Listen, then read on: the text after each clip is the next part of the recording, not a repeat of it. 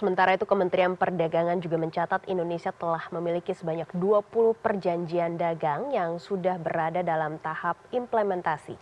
Pemerintah mengajak dunia usaha untuk memanfaatkan beragam perjanjian dagang tersebut untuk menggenjot kinerja ekspor di tahun 2026.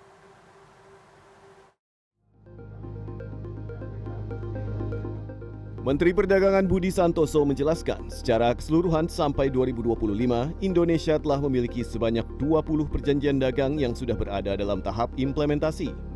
Serta terdapat 15 perjanjian yang masih dalam proses ratifikasi. Baik yang bersifat Preferential Trade Agreement atau PTA, Free Trade Agreement FTA, maupun Comprehensive Economic Partnership Agreement atau CEPA. Sementara itu masih terdapat 11 perjanjian lainnya yang saat ini masih dalam tahap perundingan.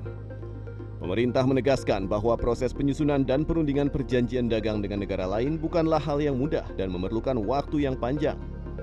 Oleh karena itu, setelah perjanjian dagang tersebut selesai dan berlaku, berbagai perjanjian dagang tersebut terus disosialisasikan kepada para pelaku usaha agar dapat dimanfaatkan secara optimal.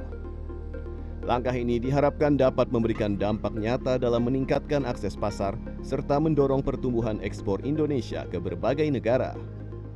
Jadi kita itu sudah mempunyai perjanjian dagang yang sudah implementasi sebanyak 20, kemudian 15 proses ratifikasi dan 11 dalam proses perundingan. Jadi sebenarnya banyak kita membuat perjanjian dagang yang ini terus kita sampaikan ke pelaku usaha untuk dapat dimanfaatkan sebaik-baiknya. Karena sebenarnya tidak mudah ya kita itu membuat kesepakatan dagang dengan negara lain. Mendak Busan juga menargetkan nilai ekspor tahun 2026 dapat meningkat dibandingkan tahun 2025.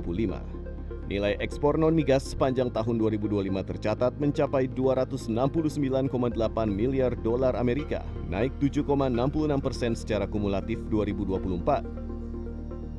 Perjanjian dagang itu ketika sudah ditandatangani, walaupun belum implementasi, secara psikologis sangat bagus. Karena mereka menjadi semangat untuk menjadi mitra dagang. Ya, jadi kadang-kadang belum diimplementasikan sudah banyak yang jalan.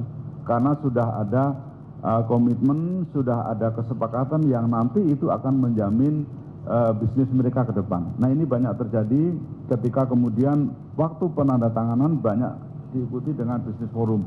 Seperti misalnya Kanada kemarin ke Indonesia justru dengan membawa mitra dagang untuk investasi dan juga untuk ekspor dari Indonesia yang bisa dibawa ke Kanada.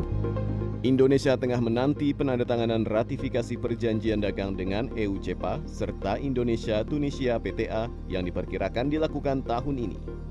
Jika masuk tahap implementasi, CEPA dengan negara Uni Eropa diproyeksikan meningkatkan ekspor hampir 60% dan memangkas tarif hingga 0% pada 80% komoditas. Tim Liputan CNN Indonesia, Jakarta.